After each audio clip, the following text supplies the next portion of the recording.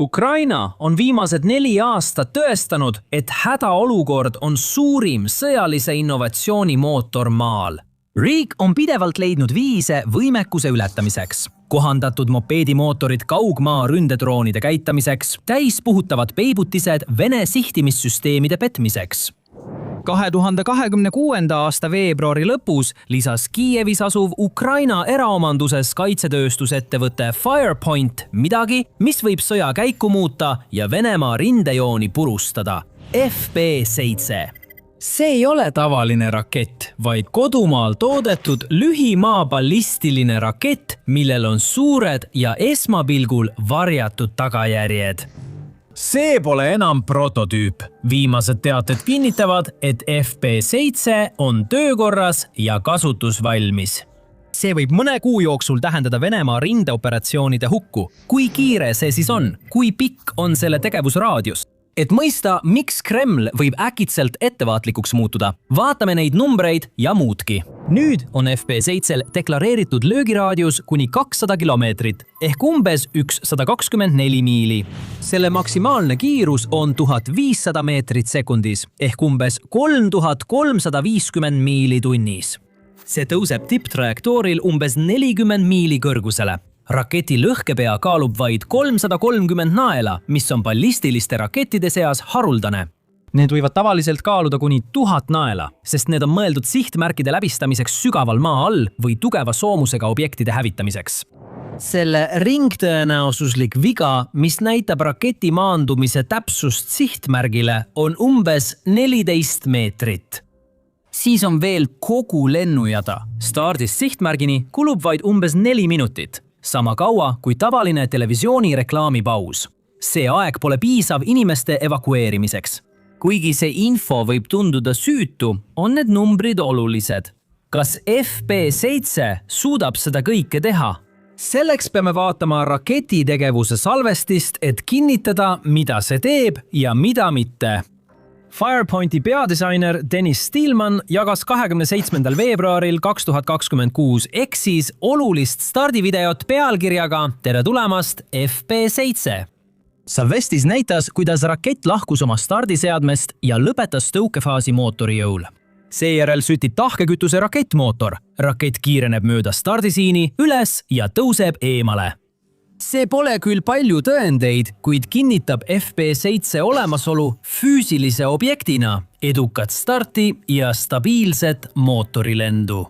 Puuduvad lõppfaasi tabamuse kaadrid või sõltumatu kinnitus maa sihtmärgile pihta saamise kohta. Lisaks pole kinnitatud täpsusnäitajaid, laskekaugust ega maksimaalset lennukõrgust, välja arvatud tootja eraldi avaldatud info. Kui võtta neid kaadreid puhta tõena, tõestavad need tehniliselt vaid, et Ukraina on loonud raketi kujuga objekti, mis suudab kontrollitult õhku tõusta. Aga selline käsitlus jätab peaaegu kogu konteksti tähelepanuta. Ukraina riigisisene kaitsetööstuse arendusprotsess ei toimi samamoodi nagu lääneriikide hankesüsteemid. Puudub mitmeaastane testimine, parlamendi heakskiit ega pikaajalised polügoonikatsetused enne pressiteate avaldamist. Sõja tõttu peavad Ukraina kaitsetööstusettevõtted tooteid arendama tule all, tegutsema kiiresti ja infot piirama. FP5 Flamingo järgnes samale arendusmustrile. Kuulutati välja, näidati lühidalt ja saadeti kiirelt operatiivkasutusse. Avalikkus sai lahingukasutusest teada peamiselt Ukraina presidendi Volodõmõr Zelenski avalduse kaudu pärast sündmust. Iga FP7 stardi video avaldamine näitab, et arendusprogramm on juba videost oluliselt kaugemal. See, mida Ukraina näitab, ei ole kindlasti prototüüp oma esimesel testil. Tõenäoliselt on see täieliku võimekuse väljakuulutamine ja ilmselt ka teadlikult nii tehtud. See näitab vaid stardijärjestust, kuid on piisavalt tundlik, et Vene meedia saaks õige sõnumi. Nüüd on neil veel üks oht, millega taktikanõustajad peavad arvestama. Kuna raketi ei näidata midagi tabamas, saab seda postitada kõigis sotsiaalmeediakanalites mõlemal pool konflikti, et näidata Ukraina potentsiaali ja arengut. Miks on neil uut raketti vaja, kui droonid on juba Vene vägesid lastanud? Noh, selleks, et sellele vastata, vaatame raketi tegelikke tehnilisi andmeid, alustades tegevusraadiusest. Nüüd, välja kuulutatud 124-miiline tegevusraadius on see number, mis tõenäoliselt jätab vale esmamulje. Arvestades Ukraina FP1 droonide edukust kaugetel sihtmärkidel, tekib küsimus, miks on lühimaa rakett oluline, kui droonid on tabanud naftataristut enam kui 1000 kilomeetri kaugusel piirist. Maastus seisneb strateegilises süvalöögi ja operatiivse täppislöögi erinevuses ning ajas. Ukraina praegused võimed põhinevad peamiselt kaugmaadroonidel, mis on loodud vaenlase kaitsetest kõrvale hiilimiseks ja liiguvad aeglaselt sihtmärkide poole, olles samal ajal suhteliselt nähtamatud tavapärastele radaripõhistele kaitsesüsteemidele. Kuigi need on tõhusad, muudab see nad ka piinavalt aeglaseks ning enamik Ukraina kaugmaaoperatsioonidest vajab tulemuste saavutamiseks tunde. Selle aja jooksul lendab droon autonoomselt eelprogrammeeritud marsruudil sihtmärgi suunas ning operaatoritel on sageli vähe infot, kuni rünnak õnnestub või ebaõnnestub. Näiteks võib FP1, mis on välja lastud Venemaa sisemaal asuva rafineerimistehase suunas, püsida õhus suure osa päevast. See sobib teatud missioonideks, nagu statsionaarse infrastruktuuri, tootmisrajatiste ja varustusladude hävitamine kaugel rindest. Need sihtmärgid ei liigu, seega saab drooni aeglase lähenemisega arvestada. Aga lahinguväli ise järgib kindlat ajakava. Rünnakuks kogunev Vene soomuskolonn ei jää ootama drooni saabumist. Hoones üles seatud käsukeskus, mis asub 80 kilomeetrit rindest eemal, võib olla tundideks hõivatud ja siis äkitselt tühjeneda. Venemaa õhutõrjesüsteemid, mis on ilmselt suurim takistus õhurünnakute korraldamisel, on varustatud anduritega, mis ulatuvad 100 miilide kaugusele igas suunas ning need on ehitatud nii, et neid saab veoautodega transportida ja ümber paigutada, et vältida avastamist. Neid mobiilseid või poolmobiilseid sihtmärke saab tehniliselt tabada traditsiooniliste kaugmaadroonidega. Relva, mille lennuaeg on vaid 4 minutit, on peaaegu võimatu vältida, kui see jõuab lennukaare tippu. Et seda konkreetse hüpoteetilise näitega illustreerida, kujutage ette järgmist stsenaariumi.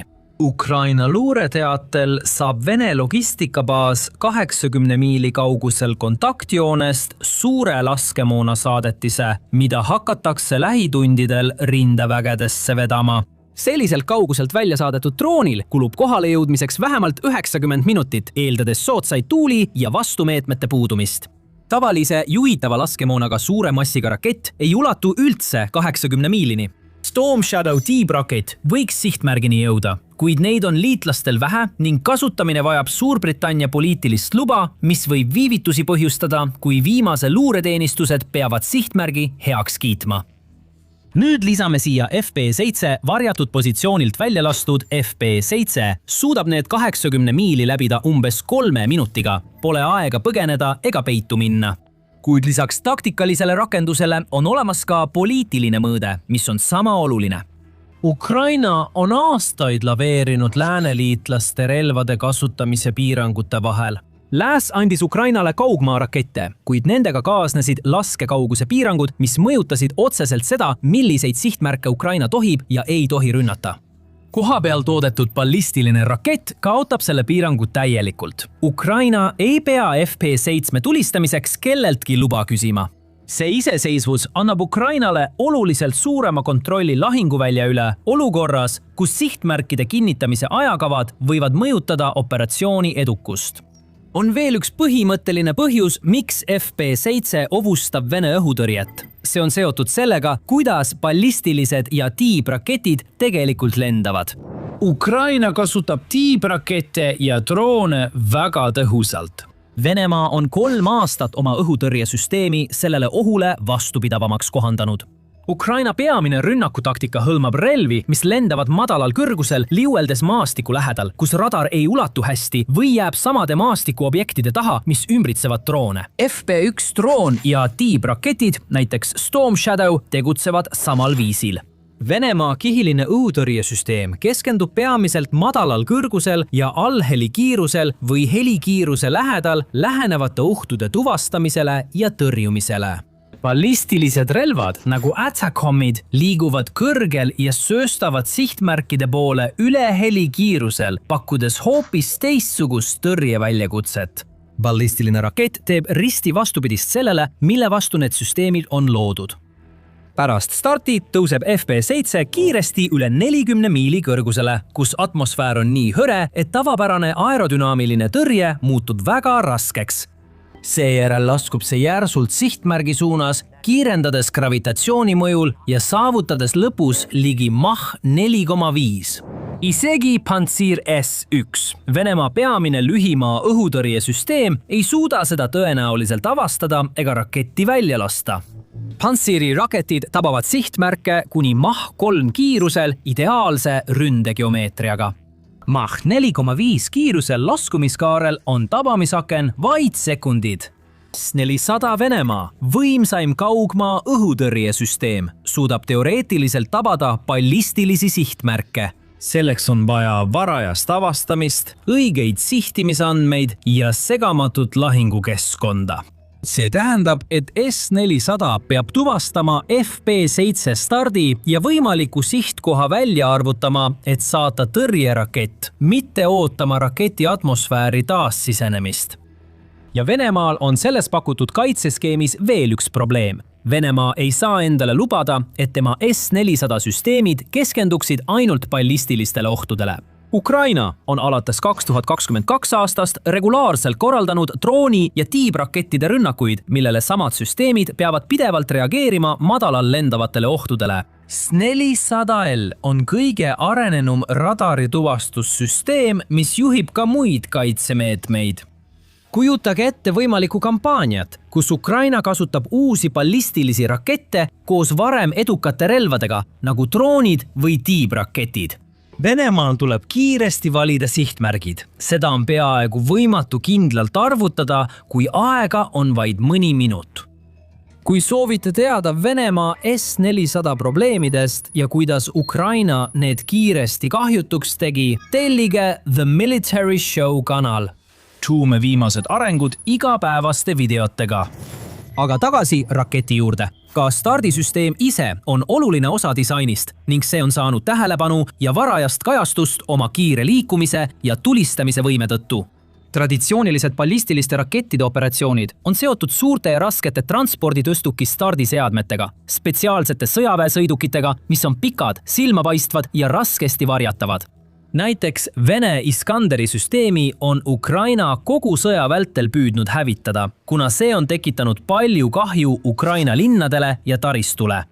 Iskander kasutab selgelt relvaplatvormi, mida ei saa segi ajada kaubikuga. Seda ei saa tsiviillatu peita ilma põhjaliku ettevalmistuseta. Selle liikumist, stardipaiku ja tugitaristut on võimalik jälgida ning luuresüsteemid saavad sellest logistilist jälge tuvastada. FP7 kasutab täiesti teistsugust lähenemist. Kuumstardi konfiguratsioonis käivitub tahkekütuse mootor otse avatud kaldu juhtrööbastelt, ilma starditoru või konteinerita. See lihtsustab oluliselt stardisüsteemi. Stardiseade ise võib paikneda standardsel Haagise platvormil, järgides samu põhimõtteid, mida on nähtud ka teistes Ukraina kodumaistes lahendustes.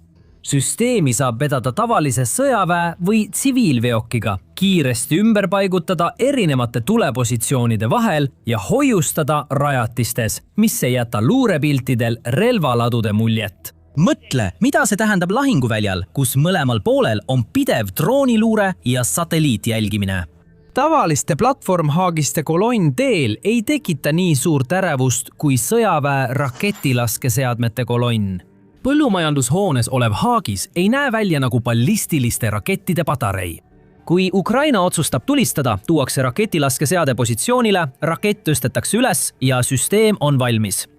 Pärast lasku liigub raketilaskeseade kohe minema, järgides tulista ja kao põhimõtet, mis teeb HIMARS-i Venemaale raskesti hävitatavaks.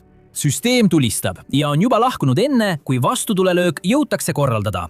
Ukraina on aastaid täiustanud samu mehhanisme ja kulutanud tuhandeid tunde lääne suurtükiväe ning kaugmaarelvade katsetamisele, et näidata, et tulista ja unusta on õige tee.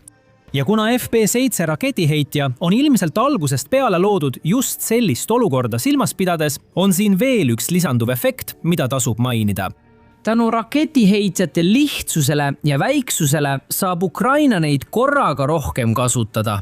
Traditsiooniline ballistiliste rakettide patarei vajab suurt tugitaristut, erimeeskondi ja suurt logistilist koormust. Haagisel olev tahkekütuse mootoriga süsteem ja lihtne stardisiin vajavad palju vähem. See tähendab rohkem stardipunkte suuremal alal, muutes süsteemi raskemini sihitavaks ja hävitatavaks Vene vastutule ja õhurünnakute korral. Väike lõhkepea viitab sellele, milliseid sihtmärke FP7 on mõeldud hävitama. Selle selgitamiseks tuleb võrrelda seda teiste stardisüsteemidega. Hellfire'i rakett on täpne õhk-maarelv, mis on olnud lääne lähitoetuse põhituumik juba aastakümneid. Sellel on umbes 9 kilogramm lõhkepea ja see on mõeldud üksikute sõidukite, kindlustuste või kergete ehitiste hävitamiseks. Samal ajal on teises äärmuses Storm Shadow T-rakett, mille lõhkepea sisaldab umbes 450 kilo lõhkeainet. See on spetsiaalselt loodud selleks, et hävitada tugevdatud, kindlustatud rajatisi, nagu maa-alused punkrid, tugevalt kaitstud juhtimiskeskused ja sügavale maa alla peidetud infrastruktuur. FP7 jääb nende kahe vahele. See pole juhus. 14 suurune veatõenäosus viitab, et rakett on mõeldud rajatiste, mitte ühe väikese sihtmärgi hävitamiseks. See rakett suudab oma kaaluklassis radari paigaldise, maapealse posti või laskemoonalao hävitada. See võib varistada sillasilde või muuta raudteesõlme kasutuks, tehes logistika õudusunenäoks. FP7 ei suuda ilmselt tabada sügaval maa all asuvaid kindlustatud rajatisi. Kuid märkimisväärne on see, et Venemaal pole tegelikult olnud aega ega infrastruktuuri, et luua selliseid juhtimispunkte või kaitserajatisi Ukraina ümbruses. Kui neid pole juba sihtmärgiks võetud Storm Shadow või sarnaste läbistavate lõhkepeade poolt, siis on tõenäoline, et neid kas ei eksisteeri või on nad sõja üldises plaanis suhteliselt tähtsusetud. Oluline erinevus on ka raketi arendamisel. FP7 on keskmine mudel, kuid Firepoint pole veel valmis. Nad ehitavad suuremat venda, millest võib saada Ukraina kaugmaarelvade staar FP9. Pikamaa-relvade seas annavad sellised süsteemid nagu FP1 ründedroon ja FP5 Flamingo Ukrainale võimaluse rünnata sügaval vaenlase tagalas. FP7 lisab tööriistakomplektile uue kihi, laiendades Ukraina võimekust keskmaa ballistiliste relvade kategooriasse umbes 120 miilise ulatusega. FP9 on hoopis teises kategoorias. Selle hinnanguline tegevusulatus on üle 530 miili ja lõhkepea kaal üle 1700 naela. Firepoint plaanib relva testida 2026 aasta varasuvel, mis on järgmine samm süsteemi kasutuselevõtuks. Kui need numbrid täituvad, oleks FP9 Ukraina ajaloo esimene kodumaiselt toodetud ballistiline rakett, millel on strateegilise löögi võimekus. Stardipositsioon Kesk- või Ida-Ukrainas asetaks Moskva teoreetiliselt ulatusse. Stardipositsioon Ida-Ukraina praegusest kontaktvööndist võimaldaks sihtida kõiki Vene sõjaväebaase, logistikasõlmi ja tööstusrajatisi okupeeritud aladel ning suurt osa Lõuna-Venemaast. Nagu näete, on FP7 sisuliselt laiendatud näide sellest, mida kodumaine tootmine ja disain suudavad saavutada. Varasemad disainid võimaldasid Firepointi liitmist Ukraina kaitsesüsteemidega. FP7 saab täielikult asendada elutähtsad ja piiratud koguses lääneraketid odavamate ja hõlpsamini hooldatavate alternatiividega. Ukraina on arendanud oma rakette, mis suudavad tabada sihtmärke sügaval Venemaal, kuigi tal varem puudusid kodumaised ballistilised võimed. Selle raketivalikuga saaks Ukraina rünnata rohkem sihtmärke ja nõrgestada Venemaa kaitset. Venemaa on enamiku sõjavältel lootnud oma peamisele eelisele, ülekaalule vägedes ja tehnikas. Venemaa sai pommitada Ukrainat ka suurtükitule ja parema laskemoona tootmisega. Pärast seda sai Venemaa kasutada Hiina tarnitud droone, elektroonilist signaalide segamist ning mõningaid kõige arenenumaid kasutusel olevaid radarite süsteeme lühimaa droonide hävitamiseks. Nüüd, kui Ukrainal on kodumaised ballistilised raketid, mis suudavad Vene kaitsesüsteeme aeglaselt hävitada, kaldub eelis iga uue arenguga üha enam Ukraina kasuks. See võibki tähendada Vene rindejoone hukatust.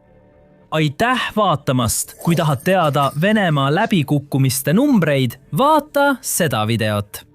Daily the Military Show, et saada igapäevast infot Ukraina sõda kujundavate relvaotsuste ja strateegiate ning maailma sõjaliste arengute kohta.